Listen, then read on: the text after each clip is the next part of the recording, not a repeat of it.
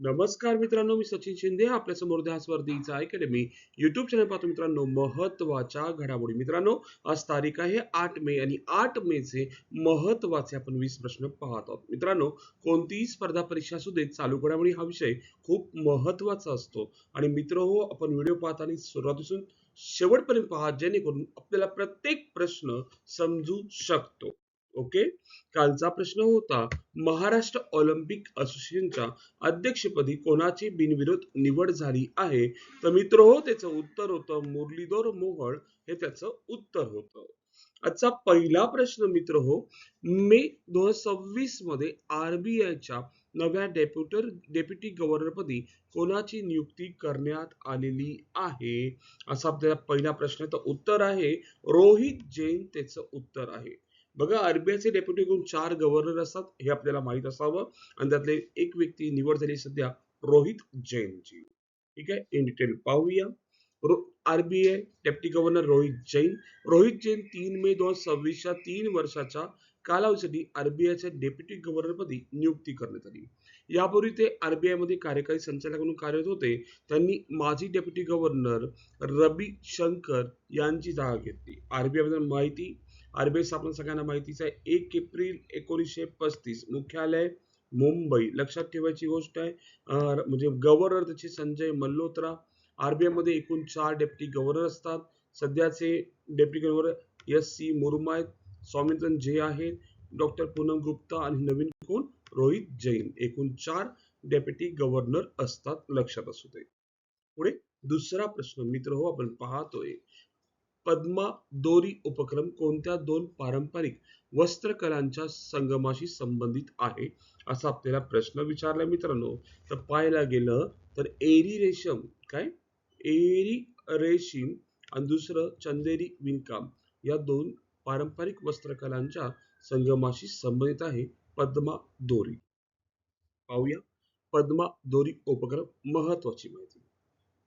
पद्मादोरी ईशान्य भारतातील एरी अहिंसा रेशीम आणि मध्य प्रदेशातील प्रसिद्ध चंदेरी विणकाम कला यांचा संगम असलेला अभिनव उपक्रम आहे. या उपक्रमाद्वारे ईशान्य भारतातील एरी रेशीमची साधेपणा व टिकाऊपणा, चंदेरी वस्त्रांची ललित्यपूर्ण परंपरा यांचे एकत्रीकरण करून नवीन पर्यावरणपूरक वस्त्र तयार करण्यात येत आहे. हा उपक्रम एक भारत श्रेष्ठ भारत या संकल्पनेला बळकटी देणारा आंतरप्रादेशिक सांस्कृतिक व हस्तकला संयोग मानला जातो. या प्रकल्पात north eastern handicrafts and handloom development corporation आणि मध्य प्रदेशातील चंदेरी विणकर सहभागी झाले आहेत. पद्मा दोरी उपक्रमात, लक्षात ठेवा. नेक्स्ट प्रश्न.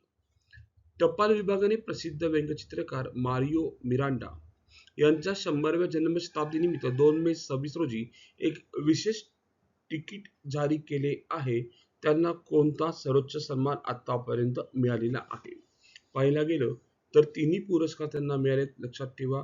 मेरियो मिरांडा, पद्मविभूषण, पद्मभूषण, पद्मश्री वरील सर्व त्यांना सन्मान मिळालेले आहेत. ओके. पुढे नेक्स्ट क्वेश्चन, चौथा. खालीलपैकी कोणत्या राज्याने प्लॅटफॉर्म आधारित गिग कामगारांसाठी भारताची पहिली समर्पित डिजिटल तक्रार निवारण यंत्रणा म्हणजे IPGRS सुरू केली आहे? पाहायला गेलं तर कोणत्या राज्याने सुरू केली आहे असा आपल्याला प्रश्न विचारलेला आहे मित्रांनो. पाहायला गेलं तर कर्नाटक राज्याने सुरू केलेलं आहे. कोणती? कर्नाटक राज्याने सुरू केलेलं आहे, हे आपल्याला माहित असणं आवश्यक आहे. ठीक आहे. पुढचा प्रश्न नेक्स्ट, पाचवा. निसार उपग्रहाच्या माहितीनुसार भूसंकलनामुळे कोणते प्रमुख शहर दर महिन्याला 2 सेमीपेक्षा जास्त खाली खचत आहे? भूसंकलनामुळे, लक्षात असू दे, खूप पॉइंट महत्वाचा आहे. कोणते शहर दर महिन्याला 2 सेमी खाली खचत जात आहे? तर उत्तर पाहायला गेलं तर मेक्सिको सिटी आहे, हे लक्षात असू दे. पॉइंट खूप महत्वाचा आहे, लक्षात. पुढे 6वा प्रश्न आपण पाहतोय मित्र. 6 नंबरचा क्वेश्चन. बर्गी धरण, सध्या आपल्या सर्वांना माहित असेल, बर्गी धरण कोणत्या शहरात व राज्यात आहे जिथे 30 एप्रिल 2026 रोजी पर्यटकांनी भरलेला एक क्रूझ जहाज बुडाल्यानंतर अनेक लोकांचा मृत्यू झालेला आहे? तो कोणतं ठिकाण आहे असं आपल्याला विचारलंय. तर उत्तर आहे मित्रांनो जबलपूर मध्य प्रदेश हे त्याचं ठिकाण होतं. ठीक आहे, बर्गी धरण जबलपूर मध्य प्रदेश. डिटेल पाहूया. हा अपघात 30 एप्रिल 2026 रोजी सायंकाळी मध्य प्रदेश जबलपूर येथे बर्गी धरणात पडला. क्रूझ जहाजावर 39 पर्यटक 2 कर्मचारी होते. हा अपघात धरणाच्या काठापासून सुमारे 300 मीटर अंतरावर घडला, जो सुमारे 20 फूट खोल आहे. 9 जणांचा मृत्यू झाल्याची पुष्टी झाली आहे. त्यापैकी काही जण पोहून सुरक्षित ठिकाणी पोहोचलेले आहेत. ठीक आहे, पुढं नेक्स्ट 7वा प्रश्न आपण पाहतोय. ठीक आहे, बघा, कोणत्या राज्य सरकारने गीग कामासाठी भारतात पहिली समर्पित डिजिटल तक्रार निवारण यंत्रणा सुरू केली आहे?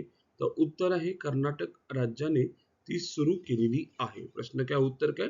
कर्नाटक राज्याने ही सुरू केलेली आहे, लक्षात असू दे. ठीक आहे, 7व्या प्रश्नाचं उत्तर काय मित्र हो? कर्नाटक राज्य आहे. काय डिटेल पाहूया. पगार कामाची परिस्थिती प्लॅटफॉर्मशी संबंधित विवादन जलद निराकरण करणे. कोणासाठी? ओला, उबेर, स्विगी, झोमॅटो, ब्लिंकिट यासारख्या प्लॅटफॉर्मवर काम करणाऱ्या कामगारांसाठी हे तयार करण्यात आलेलं आहे. 8वा प्रश्न. IFFI 26 भारतीय आंतरराष्ट्रीय चित्रपट महोत्सव कोणत्या राज्यात होणार आहे असा आपल्याला प्रश्न विचारलाय. मित्रांनो, इथे थोडंसं ऑप्शन चुकलेले आहेत. ठीक आहे, इथे आपण ऑप्शन कॅन्सल करू आणि इथं उत्तर लिहूया गोवा. कोणतं राज्य मित्रांनो? गोवा राज्यात दरवर्षी होत असतो, लक्षात असू दे. भारतीय आंतरराष्ट्रीय चित्रपट महोत्सव ऑप्शन नंबर आपण 1 मानूया. ठीक आहे, डिटेल पाहूया. नोव्हेंबर 26 मध्ये गोवा येथे आयोजित केले जाणारे, ठीक आहे, आणि स्थापना तेव्हा झाली 1952 मध्ये. आशियातील सर्वात जुने आणि प्रतिष्ठित चित्रपट महोत्सवापैकी एक. आयोजन भारत सरकारचे माहिती व प्रसारण मंत्रालय, राष्ट्रीय चित्रपट विकास महामंडळ आणि गोवा मनोरंजन संस्था यांच्या संयुक्त विद्यमाने जगभरातील चित्रपट निर्मिती, कलाकार, चित्रपट प्रेमींना एकत्र आणणारा हा महोत्सव असतो आणि हा महोत्सव खूप ओल्डेस्ट 1952 ला सुरू झालेला आहे. पुढे 9वा प्रश्न आपण पाहतोय. भारतातील पहिली कागदविरहित राज्य न्यायपालिका कोणत्या राज्यात सुरू करण्यात आलेली आहे? म्हणजे पूर्ण कागदविरहित. तुम्ही जर पाहायला गेला तर सध्या कोर्टामध्ये पूर्ण ऑनलाईन कामं चालतात. इन द सेन्स आपल्या कुठलाही डॉक्युमेंट असेल तो सेव्ह, म्हणजे तो पूर्णपणे एका पोर्टलवरती सेव्ह करून तो स्कॅन करून पूर्णपणे समोरच्या न्यायपालिकेत तो दिला जातो. त्या अनुषंगाने पूर्ण भारतात सुरू आहे, पण पूर्ण कागद विरहित म्हटलं म्हणजे एकही कागद नाही वापरायचा. तर कोणतं राज्य आहे? सिक्कीम राज्याने ते तयार केलेलं आहे. कुठल्या राज्याने? सिक्कीम, लक्षात ठेवा. 100% आहे, हे सुद्धा आपल्याला माहित आहे. सिक्कीम. राजधानी गंगटोक. मुख्यमंत्री प्रेमसिंह तमांग. राज्यपाल आहे श्री ओम प्रकाश माथुर. आपण पाहतोय 10वा प्रश्न.